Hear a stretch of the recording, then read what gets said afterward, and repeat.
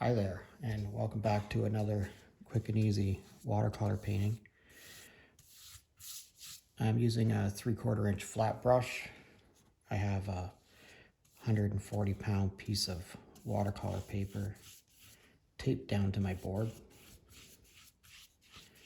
And I'm going to sort of evenly distribute the water across here. And make sure the page is, it's wet, but like there's no water laying on the surface of that. And I'm going to put a fairly even wash sort of top to bottom on this, and maybe not even, sort of uneven, I guess. And I'm just going to take a little bit of this red and I'm just going to streak it across there, and we're not going to do too much more than that. Maybe another one from the other side, and that's just going to be to give it some highlights in there. Okay, I'm going to change from this brush to a number 4 round brush. I'm going to wet that, and we're going to put a tree line sort of straight across here. So if you want, you can take your brush with some Payne's gray on it. I see my red has sort of bled into that. That's perfectly fine. And I'm just going to lay that across there. This is going to be sort of on my 1/3 line, and I'm going to make a tree line off in the distance here, and I'm just going to tap my brush like that and allow some paint to bleed off into the distance there. I'm not going to do too much more than that. I'm going to pick up maybe a little bit more Payne's gray here, just allude to a tree line going along back there, and maybe put a little bit more here, like this is possibly water, and getting some reflection down into the water. I'm going to also put in here, I'm going to make this a little bit more saturated. I'm going to pick up a little bit more Payne's gray, and I'm going to put a line coming down across here, very sort of rocky line that's close to us. Okay, and we're just going to let that bleed for a few seconds. Don't try to do too much in here. You'll see our nice little red line. Maybe my hand's casting a shadow there, but you'll see there's a nice little bit of a red line across there. That's what we're going for, and you can see how this is all started to bleed up in there. I'm going to pick up a little bit more Payne's gray here, and while this page is still very wet, I'm going to introduce some more Payne's gray, and I'm just tapping the brush. You see, this isn't a brush stroke. Actually, most of my watercolor technique is not, there's very few brush strokes. And just tap the brush on there, and again allow that to sort of bleed back into the surface back there. So we're trying to build up layers here, and again we're going to do the same thing here. We're going to add a little bit more black, and we're going to sort of maybe allude to some rocks or rocky surface here, and just make some scratchy kind of marks like that. And you can pull out of that wetness if you want. Just make it, sort of almost rocky. You see how that water has taken all that Payne's gray? So I'm going to take a little bit more saturated Payne's gray. I just took my brush didn't wet it anymore. I just put it right into the Payne's gray.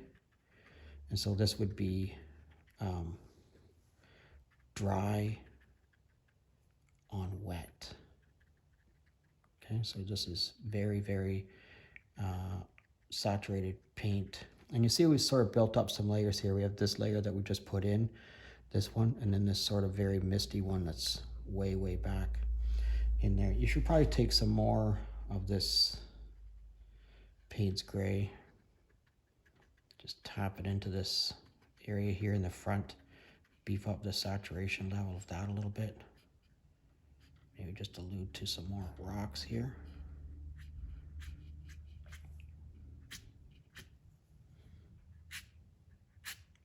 That scratchy noise, that's what you're going for, that kind of scratchy kind of noise. This here is starting to bleed out a little bit more. And if you want to bleed a little bit more, just take your brush, don't pick up any more pigment, just touch it to the water, and then come back here. Pick that up. You see how nicely that just all started to it just took off there? Yeah, that's what we're going for in watercolor painting. You never know what's going to happen. Okay? And then you can just take that and move it around to wherever it is that you want it to go. All right, you see how that started to give us like this, almost like a shoreline and this reflection in the water. Very cool. That's what we're going for. So sometimes just a little bit of an addition of water will do that for you. And again, we're trying to make this into sort of a cranky little bit of an area here. Okay, let's let this dry and then we'll come back. Okay, so I took my hairdryer to that and dried it up.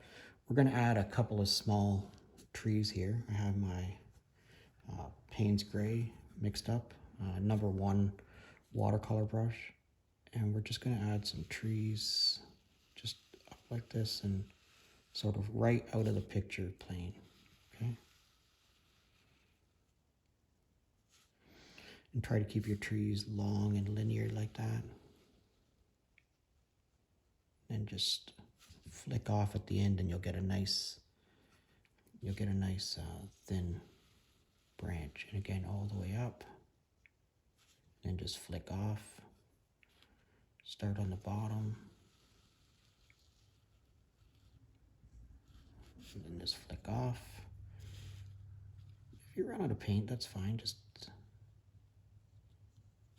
keep at it.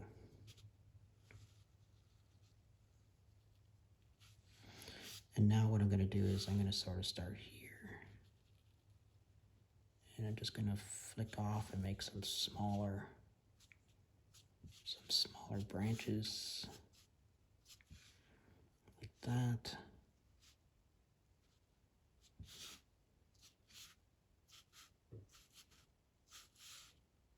And you can put on as many branches as you like. It's your tree. So I'm going to make this tree a little bit wider. So I'm going to come down here. I'm going to grab start at the bottom, drag it all the way up, and then flick. That's pretty good like that. Okay, and then just pick up a little bit more paint. And I want this to be a little bit darker. So I'm just going to add a little bit more Payne's Gray into it. Up this side, like that. Yeah, that's nice.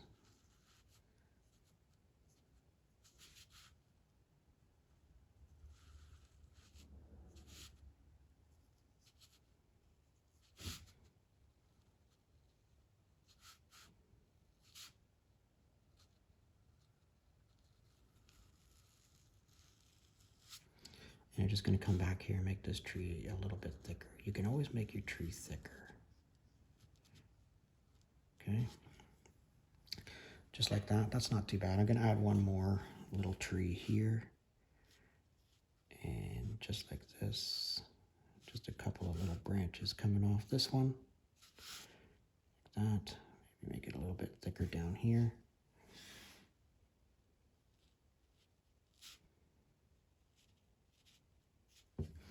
Okay, so that's not too bad, but one other thing that I want to do is maybe just take some Sharpie pen to this and, put some small, thinner lines. And again, you want to take your Sharpie pen and flick the lines so you get these little tiny thin lines on the point like that, okay? Just like that. I love the sound that it makes. I'd love to know where you're from. If you got a question or a comment, I'd love to hear from you. The other thing you can do is you can take this Sharpie pen and maybe define some of these rocks that we were building down here earlier. Take your pen and do that to it. The other thing you can do is, maybe add some grasses, some brush, highlight anything that you want to highlight.